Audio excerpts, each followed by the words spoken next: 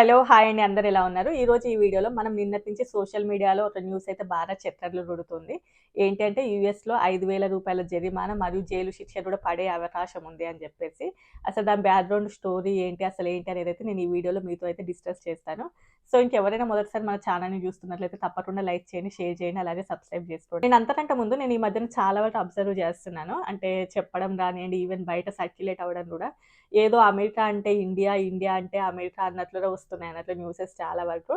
అంటే నేనేమంటానంటే అమెరికాలో ఆల్మోస్ట్ 196 దేశాల జనాభా ఉంటారు. Not only Indians. And at the same time US అంటేనే ఇమిగ్రేషన్ ల్యాండ్. సో, చాలా కంట్రీస్ వాళ్ళు ఇక్కడ ఉంటూ ఉంటారు. ఈవెన్ ఇక్కడ అమెరికాలో ఏదైనా కూడా చేంజెస్ జరిగినా ఈవెన్ ఫర్ ఎగ్జాంపుల్ ఓపీటీ రానియండి, లేదు అంటే హెచ్-1బీలో ఎలాంటి చేంజెస్ జరిగినా కూడా ప్రపంచంలో ఉన్నటువంటి అన్ని దేశాల వాళ్ళకి వర్తించే చేంజెస్ అన్నట్లు. నాట్ ఓన్లీ ఇండియన్స్‌కి ఏమి వర్తించవు కదా అవి. అండ్ ఇంకా ఈ మధ్యన కొంతమంది ఓన్లీ తెలుగు ప్రజల కోసమే తీసుకొచ్చిన నిర్ణయాలు అన్నట్లుగా కూడా పెడుతున్నారు. సో, అసలు నార్మల్‌గా యూఎస్‌లో ఏది జరిగినా కూడా అన్ని కంట్రీస్‌కి వర్తిస్తదన్నట్లు. ఈవెన్ ఫర్ ఎగ్జాంపుల్ అదే ఇప్పుడు స్టూడెంట్స్‌ని డివోర్స్ చేయడం. నాట్ ఓన్లీ ఇండియన్ స్టూడెంట్స్ అన్ని దేశాలలో ఉన్నటువంటి స్టూడెంట్స్‌కి కూడా మెయిల్స్ ఎళ్తూ ఉంటాయి. బట్ మనం ఏంటి అంటే నార్మల్‌గా మనం చెప్పుకోవడం కాబట్టి ఇండియన్స్‌కి జరిగింది అని చెబుతాం తప్ప మనకి మాత్రమే జరుగుతున్నట్లు కాదు. ఓపీటీ గనుక రద్దయింది అనుకోండి ఫర్ ఎగ్జాంపుల్ ఏం అవ్వదులేండి గానీ ఒకవేళ అదైతే అన్ని దేశాలలో ఉన్న స్టూడెంట్స్‌కి వర్తిస్తది. అది ఓన్లీ మన ఇండియన్ స్టూడెంట్స్‌కి ఏమి వర్తించదు. ఈ మధ్యన ఓన్లీ భారతీయుల కోసమే ఇలా జరుగుతుంది, అలా జరుగుతుంది. అదంతా కూడా స్పెక్యులేషన్స్ అవన్నీ కూడా పెద్ద పట్టించుకోకండి మీరు. And at the same time రీసెంట్‌గా ఇంకా కొన్ని న్యూసెస్ కూడా చూస్తున్నాము. అంటే స్టూడెంట్స్ ఎవరైనా సూసైడ్ చేసుకుంటే ట్రంప్ వల్లనే అని కూడా చెప్తున్నారు అన్నట్లు. అది ఇంకా మరీ దారుణం అండి బాబు. అసలు ఒకప్పుడు హెచ్-1బీలు మనకి ఇంకా జాబ్ ఎళ్ళిపోయిందనుకోండి, జాబ్ లేదు అని అనుకోండి. అసలు 2 మంత్స్ ఉండేటటువంటి పీరియడ్ ట్రంప్ అడ్మినిస్ట్రేషన్ వచ్చిన తర్వాతే ఉండేది. అంతకంటే ముందు ఓన్లీ వితిన్ 1 వీక్ ఆర్ 2 వీక్స్‌లోనే అమెరికాను వదిలేసి ఎళ్ళిపోవాలి. ట్రంప్ అడ్మినిస్ట్రేషన్ వచ్చిన తర్వాతనే దానిని 2 మంత్స్ చేశారు. అండ్ కానీ అందరూ గూడా ఏదో ఒకటి కానీ అదేంటో ఏదైనా ఉన్నది ఉన్నట్లుగా చెప్తేనో మీరు ట్రంప్ అంటే ఇష్టం అని చెప్పేసి కామెంట్స్ పెడుతూ ఉన్నారు. మనకి ఎవరి మీద ఇష్టం లేదండి. ఉన్న విషయం ఉన్నట్లుగా చెప్పడమే మన పని అంతే. నిజం చెప్పుకోవాలంటే అసలు ఈ వీడియోస్‌లో అంత వ్యూస్ ఏం రావండి బాబు. మొన్న పచ్చళ్ళమ్మ ఏదో గొడవైతే ఆడియో 1, ఆడియో 2, ఆడియో 3కి మిలియన్‌లలో వ్యూస్. ఇలాంటి ఇన్ఫర్మేషన్ వీడియోస్‌లో అసలు వ్యూసే ఉండవు. అమౌంట్ కూడా పెద్దగా ఏమి రాదు. బట్ మనమేంటంటే కొంచెం మనకు తెలిసిన ఇన్ఫర్మేషన్ షేర్ చేద్దామని చెప్పేసి అంతే గాని. సరే ఇంక మనం ఈ టాపిక్‌లోకెళ్ళిపోదాం. ట్రంప్ జనవరి 20న ఇనాగరేషన్ అయినప్పుడే చాలా ఎగ్జిక్యూటివ్ ఆర్డర్స్ మీద సైన్ చేశారు. అందులోపల ఒకటేంటంటే ప్రొటెక్టింగ్ అమెరికన్స్ అగైన్స్ట్ ఇన్వేషన్ అని చెప్పేసి. సో, దానిలోని భాగంగానే చాలా మార్పులు జరిగాయి. అంటే ఇల్లీగల్ ఇమిగ్రెంట్స్‌ని తప్పకుండా అమెరికాలో నుంచి బయటికి పంపించాలి అని చెప్పేసి. ఈవెన్ ఆ రోజే అతను ఇంకోటి కూడా చెప్పారు. అమెరికాలో ఈ 4 ఇయర్స్ నుంచి చాలా వరకు కూడా క్రిమినల్ రేట్ పెరిగింది. చాలా వరకు క్రిమినల్స్ ఎక్కువైపోయారు అమెరికాలో అని చెప్పేసి. సో, అది అండ్ చాలా వరకు ఇల్లీగల్ ఇమిగ్రెంట్స్ ఉన్నారు. వాళ్ళందరిని తప్పకుండా బయటికి పంపించాలి అని జెప్పేసి. అన్నట్లుగానే అతను స్టార్ట్ చేసిన మొదటి రోజు నుంచి ఐసీఈ అని జెప్పేసి ఒక డిపార్ట్‌మెంట్‌ని ఫార్మ్ చేయడం. అమెరికాలో ఉన్నటువంటి ఇల్లీగల్ ఇమిగ్రెంట్స్‌ని మొత్తం గూడా బయటికి పంపియడానికి ఆల్రెడీ మనందరం చూస్తూనే ఉన్నాం. అంటే మన ఇండియాకి ఒక ఫ్లైట్ వచ్చింది. ఈవెన్ జమైకా ఇట్లా అన్ని కంట్రీస్‌కి గూడా ఇల్లీగల్ ఇమిగ్రెంట్స్‌ని పంపిస్తూనే ఉన్నారు. తర్వాత అసలు అనుకున్నంత మంది ఇల్లీగల్ ఇమిగ్రెంట్స్ బయటికి పంపియట్లేరు అని జెప్పేసి ఆ ఐసీఈ టీమ్‌ని కూడా క్యాన్సిల్ చేశారు. వాళ్ళని క్యాన్సిల్ చేసి మళ్ళీ కొత్త డిపార్ట్‌మెంట్‌ని తెచ్చుకున్నారన్నట్లు. అంటే మేము ఎక్స్‌పెక్ట్ చేసినన్ని మంది బయటికెళ్ళట్లేరు. అంతమంది ఇల్లీగల్ ఇమిగ్రెంట్స్‌ని అంటే మీరు సరిగ్గా వర్క్ చేయట్లేదు అని జెప్పేసి. సో, ఇదంతా గూడా అందులోని భాగంగానే. ఈవెన్ ఇప్పుడు స్టూడెంట్స్ యొక్క వీసా రివోక్ వీటికి గూడా అంటే క్రిమినల్ రేట్ ఎక్కువగా అయిపోయింది యూఎస్‌లో. సో, ఎవరైతే క్రిమినల్ రికార్డ్‌లలో ఉన్నారో వాళ్ళందరిని గూడా యూఎస్ నుంచి బయటికి పంపియాలి అన్నట్లుగా. సరే అంటే చిన్న చిన్న తప్పులకు గూడా వస్తున్నాయి. అది వేరే విషయం లేండి. అందులోని భాగంగానే డీహెచ్ఎస్ అయితే కొన్ని ఇన్‌స్ట్రక్షన్స్ ఇచ్చారు. ఏంటి అంటే ఏఆర్ఆర్‌ని తప్పకుండా మ్యాండేటరీ చేయాలి అని జెప్పేసి. నేను ఇది మార్చ్‌లోనే ఈ వీడియో చేశాను. ఏఆర్ఆర్ అమెరికాలో మ్యాండేటరీ కాబోతుంది అని జెప్పేసి.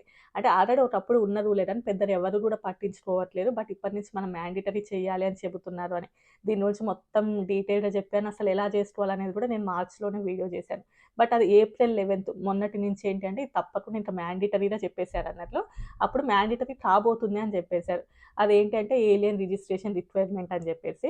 అసలు ఇది ఎవరికి అవసరం, ఎవరికి అవసరం లేదు, ఎవరం రిజిస్టర్ అవ్వాలి, ఎవరం అవ్వద్దు అని కూడా నేను మొత్తం చెప్తాను ఈ వీడియోలో మీకు. ఇంకా డీహెచ్ఎస్ వర్క్ చేసేటటువంటి యూఎస్‌సిఐఎస్ మార్చ్ 12న ఒక ఇంప్రిమ్‌ని పబ్లిష్ చేశారన్నట్లు. ఏంటంటే ఇది ఏఆర్ఆర్ మ్యాండేటరీ అని జెప్పేసి. ఇది నార్మల్‌గా అమెరికాలో ఉన్నటువంటి F one, H one, L one, L two even green card holders కూడా అవసరమే ఇది. ఈవెన్ గ్రీన్ కార్డ్ హోల్డర్స్ కూడా ఏం అమెరికన్ సిటిజన్స్ కాదు గదా! సో, వాళ్ళకి కూడా ఇది అవసరమే. కాకపోతే మనం వచ్చేటప్పుడే బయోమెట్రిక్ ఇచ్చేసి వస్తాం గదా! అంటే మనం వీసా ఇంటర్వ్యూ కంటే ముందు రోజే మన బయోమెట్రిక్ అవన్నీ తీసుకుంటారు. అంటే మన ఫింగర్ ప్రింట్స్ ఇచ్చేసి వస్తాం కాబట్టి, ఆల్రెడీ మన డేటా మొత్తం గూడా యూఎస్‌సిఐఎస్ దగ్గర ఉంటదన్నట్లు. సో, అందువల్లనే మనమేమి ఇప్పుడు ఇయ్యాల్సిన అవసరం లేదు. అంటే ఎవరైతే F1 వాళ్ళు ఉన్నారో, H1 అంటే ప్రైమరీ వీసా హోల్డర్స్ ఎవరైతే ఉన్నారో F1, H1, H4, L1, L2 already మనం ఇస్తాం కాబట్టి మనమేం అవసరం లేదు. ఈవెన్ మన పిల్లలు ఎవరైతే బిలో 14 ఇయర్స్ ఉంటారో వాళ్ళకి మనం ఏం ఫింగర్ ప్రింట్స్ ఇవ్వంలేండి, కానీ వాళ్ళకి వ్యాలిడ్ I-94 ఉంటది. సో, వ్యాలిడ్ I-94 ఉంటది కాబట్టి ఈవెన్ వాళ్ళు కూడా ఏమి చేయాల్సిన అవసరం అయితే లేదు. లేదు మేము చేసుకుంటామంటే మీ ఇష్టం చేసుకోండి. బట్ ఒక డూప్లికేట్ లాగా ఉండిపోతది, పెద్ద ప్రాబ్లమ్ ఏమి ఉండదు గానీ చేయాల్సినంత అవసరం లేదు. ఎందుకంటే వాళ్ళకి కూడా వ్యాలిడ్ I-94 ఉంటది కాబట్టి. ఎవరైతే 14 ఇయర్స్ వస్తాయో వాళ్ళకి వ్యాలిడ్ I-94 ఉన్నా కూడా అంటే 14థ్ బర్త్‌డే జరిగినటువంటి 30 డేస్‌లోనే వాళ్ళు వాళ్ళ ఫింగర్ ప్రింట్స్‌నయితే ఇవ్వాలి. అంటే రిజిస్టర్ చేసుకోవాలి అని దాని అర్థం అన్నట్లు. వీళ్ళకి కూడా వ్యాలిడ్ I-94 ఉందంటే ఉన్నా కూడా 14 ఇయర్స్ దాటిందంటే వాళ్ళందరూ కూడా ఫింగర్ ప్రింట్స్ ఇవ్వాలి అని చెప్పేసి ఇప్పటి న్యూ రూల్ అన్నట్లు. అంటే ఇప్పుడు మీరు అనుకోవచ్చు, ఆల్రెడీ మా పిల్లలకి ఇంతకుముందే మేము ఫింగర్ ప్రింట్స్ ఇచ్చే తీసుకొని వచ్చాము యూఎస్‌కి, వాళ్ళ 12 ఇయర్స్ ఉన్నప్పుడే అని అనుకోవచ్చు. దెన్ అలా ఉంటే అవసరం లేదు. బట్ ఎవరైతే ఫింగర్ ప్రింట్స్ ఆల్మోస్ట్ ఎందుకంటే అంతకుముందు ఎవరికి కూడా ఫింగర్ ప్రింట్స్ ఇచ్చి రారు. 14 ఇయర్స్ వచ్చినటువంటి వాళ్ళకి ఫింగర్ ప్రింట్స్ దాంట్లో లేవు అని అనుకుంటే మాత్రం వాళ్ళు దీనికి రిజిస్టర్ చేసుకొని మీరైతే చేయాల్సింది ఉంటది. ఈవెన్ మేము గ్రీన్ కార్డ్ హోల్డర్స్‌మి మా పిల్లలకి అవసరం లేదా అంటే అలా ఏమీ ఉండదు. ఈవెన్ గ్రీన్ కార్డ్ హోల్డర్స్ పిల్లలైనా కూడా వాళ్ళు ఎలాంటి ఫింగర్ ప్రింట్స్ యూఎస్‌సిఐఎస్‌టి డేటా సబ్మిట్ చేయకపోతే ఇప్పటి వరకు వాళ్ళు కూడా దీనిని రిజిస్టర్ చేసుకొని వాళ్ళు కూడా ఫింగర్ ప్రింట్స్ అయితే ఇవ్వాల్సిందన్నట్లు. సో, ఇప్పుడు ఇదన్నట్లు. ఒకవేళ అమెరికాలో పుట్టారనుకోండి ఆ పిల్లలు, అమెరికన్ సిటిజన్స్ అయితే వాళ్ళకేం అవసరం లేదు. బట్ ఎవరైతే నాన్ సిటిజన్స్ ఉంటారో వాళ్ళైతే చేయాలి. అంటే ఎవరైతే ఇల్లీగల్ ఇమిగ్రెంట్స్ అంటే ఫస్ట్ లీగల్ ఇమిగ్రెంట్స్ ఎవరు అని తెలిస్తేనే కదా వాళ్ళకి ఇల్లీగల్ ఇమిగ్రెంట్స్‌ని చూసేది. సో, అందువల్లనే ఇది ఆల్రెడీ అమెరికాలో ఉన్నటువంటి రూల్ అయినా కూడా ఇప్పుడు కొత్తగా మళ్ళీ దీన్ని తప్పకుండా మ్యాండేటరీ అయితే చేశారు. సో, మీ పిల్లలు ఎవరైనా కూడా 14 ఇయర్స్ గనుక ఉంటే 14థ్ బర్త్‌డే గనుక అయ్యి మీరు గనుక ఎలాంటి ఫింగర్ ప్రింట్స్ గనుక యూఎస్‌సిఐఎస్‌టి సబ్మిట్ గనుక చేయకుండా ఉంటే మీరు వెళ్ళేసి అప్లై చేసుకొని మీ ఫింగర్ ప్రింట్ అంటే అపాయింట్‌మెంట్ బుక్ చేసుకొని చేయండి. అంటే 14థ్ బర్త్‌డే అయినటువంటి 30 డేస్‌లోనే ఈ ప్రాసెస్ అంతా కంప్లీట్ అవ్వాలి అని చెప్పేసి అయితే చెబుతున్నారు. ఇప్పుడు మీరు అనుకోవచ్చు మరి మా పిల్లలు 15, 16 అయ్యారు. మేము అసలు ఎలాంటి ఫింగర్ ప్రింట్స్ ఇవ్వలేదు అని చెప్పేసి. ఏప్రిల్ 11థ్ నుంచే దీన్ని మ్యాండేటరీ చేశారు కాబట్టి సో, ఇక ముందు నుంచి మాత్రం ఇది తప్పకుండా కూడా అప్లై అవుతదన్నట్లు. సో, మీరు ఇప్పుడు మీ పిల్లలు ఎవరైనా ఉంటే వెంటనే కూడా వెళ్ళేసి రిజిస్టర్ చేసుకొని ఫింగర్ ప్రింట్స్ ఇవ్వడానికి అయితే చూడండి. ఎందుకంటే తర్వాత వాళ్ళు ఒకవేళ మీరు ఈ ఫింగర్ ప్రింట్స్ అంటే ఇవ్వకుండా వాళ్ళ డేటానంతా అక్కడనంతా లేదు అని అనుకోండి, వాళ్ళు కూడా ఇల్లీగల్ ఇమిగ్రెంట్స్ కిందనే అయిపోతారు. అన్‌డాక్యుమెంటెడ్ పీపుల్ కిందనే కౌంటర్ వస్తారన్నట్టు. అండ్ ఇంకోటేంటి అంటే ఇప్పటి నుంచి ఎవరైనా కూడా నాన్ యూఎస్ సిటిజన్స్ అంటే అదే మనం ఈ వీసా హోల్డర్స్ ఎవరమైనా కూడా బయటికి వెళ్ళేటప్పుడు తప్పకుండా కూడా డాక్యుమెంట్స్‌ని క్యారీ చేయాలి అని చెప్పేసి చెబుతున్నారు. అంటే మీ యొక్క వీసా స్టేటస్ మీరు వ్యాలిడ్ వీసా స్టేటస్‌లోనే అమెరికాలో ఉంటున్నట్లుగా చూపించడం అన్నట్లు. సో, దానిని కూడా మీరు ఇప్పటి నుంచి బయటికి ఎక్కడికెళ్ళినా కూడా క్యారీ చేయాలి తప్పకుండా అని చెప్పేసి. సో, ఎవరైనా వచ్చేసి సడెన్‌గా మీ దగ్గరికి మీరు లీగల్‌గానే ఉంటున్నారా యూఎస్‌లో అన్నప్పుడు, ఆహా! లేదు ఉన్నాము అని చెప్పేసి మీరు ఏదైనా చూపించాలి అనుకుంటే తప్పకుండా మీరు అప్పడంతలప్పుడే చూపించాలి. లేదు అంటే 5,000 జరిమానా, లేదు అంటే జైలు శిక్ష కూడా పడతది అని చెప్పేసి దాని అర్థం అన్నట్లు. అండ్ అదే కాకుండా ఇంకో ఆఫర్ కూడా ఇచ్చారన్నట్లు సీబీపీ యాప్ అని చెప్పేసి. ఆల్రెడీ నేను ఇవన్నీ వీడియోస్ మీకు ఇంతకుముందే చెప్పాను. సీబీపీ యాప్ గురించి చెప్పాను. ఏఆర్11 గురించి చెప్పాను. అండ్ ఇప్పుడు ఈ ఏఆర్ఆర్ గురించి చెప్పాను. ఏఆర్ఆర్ అయితే మార్చిలోనే చెప్పాను. అండ్ ఏఆర్11 ఫార్మ్ ఫిల్ చేయాలి తప్పకుండా మ్యాండేటరీ చేస్తున్నారు అని చెప్పేసి 4 డేస్ బ్యాక్ ఒక వీడియోలో చెప్పాను. ఈవెన్ సీబీపీ యాప్ గురించి కూడా చెప్పాను. ఎవరైతే ఇల్లీగల్ ఇమిగ్రెంట్స్ ఉంటారో మీరు అమెరికాకి ఏమి ఇవ్వాల్సిన అవసరం లేదు. మీరు ఎంత సంపాదించుకున్నారో ఆ సంపాదించుకున్నంత కూడా తీసుకొని జస్ట్ మేము ఇల్లీగల్ ఇమిగ్రెంట్స్ అని చెప్పేసి ఈ దేశం నుండి వెళ్ళిపోండి. మీకు ఆ ఆఫర్ ఇస్తున్నామని కూడా చెప్తున్నారు అన్నట్లు.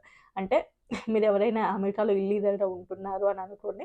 మీరు అందులోపలికి రిజిస్టర్ అవ్వండి. మీకు జైలు శిక్ష అలాంటివి ఏం లేకుండానే మీరు ఈ కంట్రీని వదిలేసి వెళ్ళిపోండి అని చెప్పి కూడా ఒక ఆఫర్ ఇచ్చారు. ఇంకోటేంటంటే ఏఆర్11 ఫార్మ్ దీని నుంచి మొత్తం డీటెయిల్‌గా చెప్పాను. మీరు నా వీడియోస్‌లోకెళ్ళి చూడండి. ఎవరైతే అడ్రస్ చేంజ్ అవుతారో అంటే ఒక చోటు నుంచి ఇంకో చోటుకి అడ్రస్ చేంజ్ అవుతారో వితిన్ 10 డేస్‌లోనే మీరు యూఎస్‌సిఎస్‌టి చెప్పాలి అని చెప్పేసి. నార్మల్‌గా ఇక్కడ మీరు పోస్టల్ వాళ్ళకి చెప్తే ఈ సర్వీస్ వేరు, ఆ సర్వీస్ వేరు కాబట్టి ఈ ఇన్ఫర్మేషన్ వాళ్ళకి రీచ్ అవ్వదు. సో, అందువలన ఏంటంటే మీరు తప్పకుండా యూఎస్‌సిఎస్‌టి చెప్పాలన్నట్లు. మేమిట్లా అయ్యామని చెప్పేసి అది కూడా ఉంటది. ఎలా చేసుకోవాలనేది కూడా నేను చూపించాను లాస్ట్ వీడియోలో. సో, అది కూడా చేసుకోవాలి. ఇప్పటి నుంచి నేను చెప్పినటువంటి ఓల్డ్ వీడియోస్ అన్నీ కూడా మ్యాండేటరీ కాబోతున్నాయి అని చెప్పానప్పుడు. ఇప్పుడు మ్యాండేటరీ అయ్యాయి అన్నట్లు. ఏప్రిల్ 11 నుంచి ఇవన్నీ కూడా ఫాలో అవ్వాలి తప్పకుండా అని చెప్పేసి. మెయిన్ రీజన్ ఏంటంటే ఎవరు అసలు ఇల్లీగల్ ఇమిగ్రెంట్స్ అని వీళ్ళకి తెలియాలి అంటే మీరంతా కూడా ఉన్నటువంటి రూల్స్ ఉన్నటువంటి విధంగానే పాటించాలి అని చెప్పేసి చెబుతున్నారు. రూల్స్ మాత్రం ప్రపంచంలో ఉన్నటువంటి అన్ని దేశాల వాళ్ళకి వర్తిస్తాయి. వర్తిస్తది. నాట్ ఓన్లీ ఇండియా వాళ్ళకి అండ్ అందులోనూ తెలుగు పీపుల్‌కి మాత్రమే వర్తించే రూల్స్ అయితే అస్సలే కాదు. ప్రపంచంలో ఉన్నటువంటి అన్ని దేశాలకి, అమెరికాలో ఉన్నటువంటి నాన్ ఇమిగ్రెంట్ వీసా వాళ్ళందరికీ కూడా వర్తిస్తదన్నట్లు ఇవన్నీ. అంటే అమెరికన్ సిటిజన్స్ కాని వాళ్ళందరికీ కూడా వర్తించే రూల్స్ ఇవన్నీ. ఓన్లీ తెలుగు ప్రజానీకానికి అండ్ ఇండియన్ ప్రజానీకానికి వర్తించే రూల్స్ అయితే కాదు. మళ్ళోసారి చెప్తున్నాను. ఇంతే అండి. నా వీడియో నచ్చితే తప్పకుండా లైక్ చేసి, షేర్ చేసి, సబ్స్క్రైబ్ చేసుకోండి. మీరు లైక్ చేయడం వల్ల నా వీడియోస్ ఎక్కువ మందికి రీచ్ అవుతది. నాకు కూడా ఇంట్రెస్టింగ్‌గా ఉంటది. ఓకే. బాయ్. బాయ్.